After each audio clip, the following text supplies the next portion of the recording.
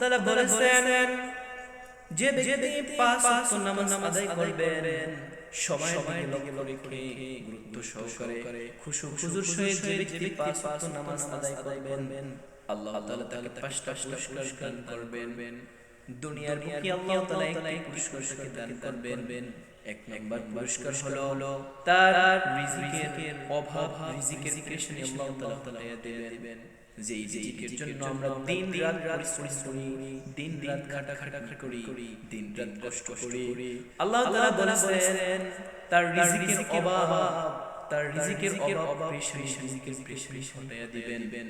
রিজিক তার আল্লাহ তাআলা আল্লাহর গায়বী খাজানা থেকে দিয়ে দিবেন। সকলে বলে সুবহানাল্লাহ। দুই নাম্বার পুরস্কার তার কবরের আযাবকে আল্লাহ তাআলা মাফ করে দিবেন। তিন নাম্বার পুরস্কার আল্লাহ তাআলা তাকে পুলসিরাতের রাস্তা বিদ্যুতের গতিতে পার করে দিবেন। চার নাম্বার পুরস্কার আল্লাহ তাআলা মিজানের পাল্লা ভারী করে দিবেন।